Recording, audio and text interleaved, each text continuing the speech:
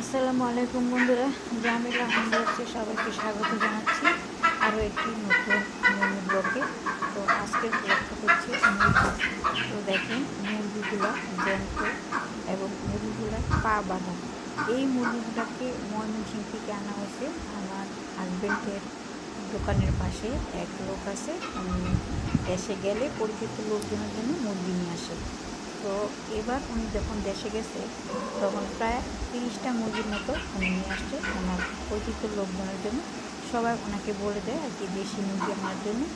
তো এগুলো অরিজিনালি দেশি না, যাই হোক ঘরের পালা, গ্রামগঞ্জে পালা সেই মুরগি। তো উনি 50টা মুরগি নিয়ে আসছে। তো সেখান থেকে আমার হাজব্যান্ড 5টা মুরগি নিয়ে আসছে। তো এখন এই 5টা মুরগি যে নিয়ে আসছে উনি, মুরগিগুলার সব মাথা নিচের দিকে, পা ওনার হাতের দিকে। তো এটা দেখে তো আমার মাথা গরম, মুরগিগুলো একদম ঝিমিয়ে গেছে। তো এই লোক কোনোদিন আমাদের বাসায় আসে নাই। আমার হাজব্যান্ড ওনাকে বাসার ঠিকানা দিয়ে মুরগিগুলো দিয়ে পাঠিয়ে দিয়েছি। আমাকে আবার ফোন দিয়ে বলছি যে তুমি দেখে শুনে থেকে মুরগিগুলো নিয়ে আসো এবং ওই লোকটা দিকে জবাই করে দেবো। তো আমি অলরেডি বটি টুটি নিয়ে গেলাম যে ভাই আপনাকে তো বলছে এগুলো জবাই করে দেবো। এখন এই লোক তো জবাই করবো না, মুরগি পায় না ভাই, আমি মুরগি জবাই করতে পারি না, মুরগি জবাই করলে আমার ভয় লাগে, আমি মুরগি জবাই করতে পারবো না। লোক তো আমার তো মহা খেতে গেছে। আমি বললাম যে ভাই আপনি আমার উপর ঠেকছেন কেন, যে মুরগি পাঠাইছে সেই বলছে আপনাকে যে জবাই করে রাখতে, তো আমি কী করতে পারি? তাই না, আমি মুরগি জবাই করতে পারবো না। এই বলে আমার কাছে মুরগিকে দিয়ে দিয়ে একটা ব্যাগের মধ্যে ছিল মুরগিগুলো, উনি ব্যাগে করে নিয়ে আসছে। তো আমি যখন গেছি তখন দেখি তো উনি মুরগি পায়ের মধ্যে ধরে রাখছে, মাথাগুলো নিচের দিকে দিয়ে।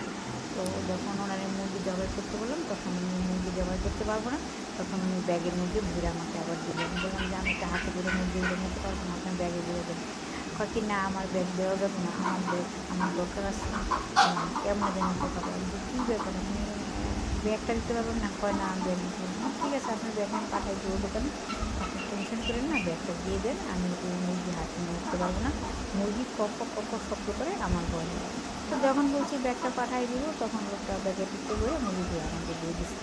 তো আমি এখানে আনে তারপরে যে ঘরে নিয়ে ছেড়ে দিচ্ছি। এখন আমি মুরগির চাল দিছি খাইতে, কিন্তু মুরগি কিছুই খেতেছে না, দুইটা একটু কক করতেছে আর 3টা বসে বসে ঘুমিয়েছে। এখন এই মুরগি ঝিমানো দিকে আমার ভয় লাগতেছে যে না জানি এগুলো মরে যায়, যদি মরে যেত আমার হাজব্যান্ড এত শখ করে এত কষ্ট করে ময়মনসিংহ থেকে মুরগি আনাইলো, তখন একটা কী অবস্থা, তখন সাথে সাথে ফোন দিল যে তোমার মুরগির কিন্তু এই অবস্থা। তো ঠিক আছে, আমি আসতেছি, আইসা মুরগি জবাই করুন, এই বলে মুরগি পাইনি।